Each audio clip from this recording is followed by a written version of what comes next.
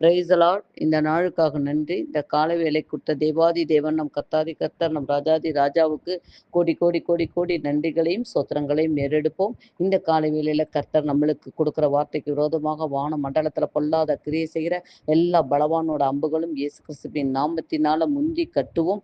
காலையில இந்த நேரத்தில் ஆவியானவர் கொடுக்கிற வார்த்தை புலம்பல் 3ஆம் அதிகாரம் 23ஆம் வசனத்திலையும் ஏசாயா 50ஆம் அதிகாரம் 4ஆம் வசனத்திலும் ஆவியானவர் பேசுகிறார். அவைகள் காலைதோறும் புதியவைகள் உமது உண்மை பெரிதாயிருக்கிறது. ஆமென். இது எது?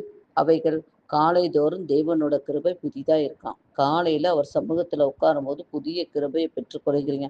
அதிகாலையில தேடுகிறவன் என்னை கண்டடைவார் என்று சொல்லியிருக்கார். அந்த கண்டடையத்தக்கதாய் நம்ம தேவனை தேடணுமா? அதிகாலையில தேடும்போது கண்டிப்பா கர்த்தர் காலையில நம்மளோட கூட இடைப்பட கண்டிப்பா வருவாருங்க. அந்த வசனம் கண்டிப்பா கர்த்தர் நம்மளோட பேசுவார். அதுக்குதான் அந்த காலையில எழுப்புகிறது. எவ்வளோ நேரம் நீ தூங்குறங்கிறது முக்கியம் இல்லை. நீ அதிகாலையில எழும்பி கர்த்தர் சமூகத்துல நீ உட்கார்ந்து பாரேன். எவ்வளோ காரியங்கள் நடக்கப்படாத தடைகளை தேவன் உடைச்சு போடுவாரு. அவர் சமூகத்துல உட்கார்ந்துருக்கும் போது புதிய அபிஷேகம் மட்டும் இல்லைங்க, புது கிருபை. நான் 30 நிர்மூலமாகாத அவரோட சுத்த கிருபை நம்மளை இந்த நாள் வரைக்கும் நிர்மூலமாகாம அவர் காத்து நடந்திருக்கா. நீ எத்தனையோ தவறு பண்ணியிருக்கலாம் சகோதரி, நீ என்னென்ன தப்பு ரட்சிக்கப்பட்டும் பண்ணியிருக்கலாம். ஆனா காலையில நீ அவரை தேடுற பத்தியா, அந்த இதனால ஒரு நிமிஷம் உங்களுக்காக அவர் மன்னித்து அவர் கண்டிப்பா உங்களுக்கு கிருபை பாராட்டுறார் என்று சொல்றார். அதான் ஏசாயால போட்டிருக்குது, இளைப்படைந்தவனுக்கு சமயத்துக்கேற்ற வார்த்தை சொல்ல நான் அறியும்படிக்கு கர்த்தராகிய ஆண்டவர் எனக்கு கல்வி நாவையும் தந்தருளினார். காலைதோறும் என்னை எழுப்புகிறார். கற்றுக் கொடுக்கிறவர்களைப் போல நான் கேட்கும்படி என் செவியை கவனிக்க செய்கிறார். எப்படியெல்லாம் பேசுறார் பாருங்க ஏசப்பா. இளைத்து போய் சோர்ந்து போய் இருக்கிறீங்களா?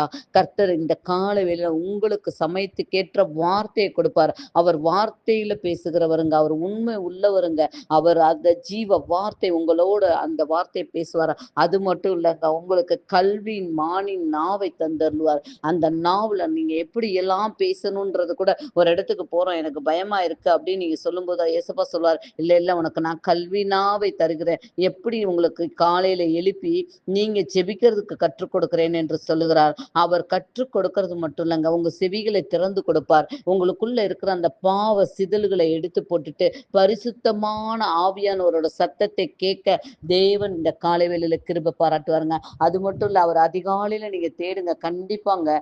ஆதியாகமத்துல 3:8 சொன்னப்பட்ட போல பகலில் குளிர்ச்சியான நேரம் எப்போ வந்திருக்காரு பாருங்க. அந்த குளிர்ச்சியான நேரம் எப்ப? அதிகாலையில. அந்த அதிகாலையில நீங்க தேடும் போது தேவனை கண்டடைவீங்க. நீங்க அமைதியா உட்கார்ந்து இருக்கும்போது அவர் உங்களோட கூட பேசுவார். நீங்க எவ்வளவு காரியங்கள் தெரிஞ்சோ தெரியாம தப்பு பண்ணிருக்கலாம். ஆனா அவர் உங்களை ஒருவேளை அவர் நினைத்து பார்த்திருந்து கண்டிப்பா மன்னிக்கலாம். நீங்க அதிகாலையில நீங்க ஜெபத்துல உட்கார்ந்தோன்னே இயேசுப்பா இறங்கி வந்து பதில் கொடுப்பாரு. உங்க பக்கத்துல உட்கார்ந்துருப்பார். நீங்க கேட்கறதுக்கு அவர் பதில் கொடுக்கிறவரா இறங்கி வருகிறாருங்க. தயவு செய்து இந்த காலை வேலையை தேடி உட்கார்ந்துருங்க.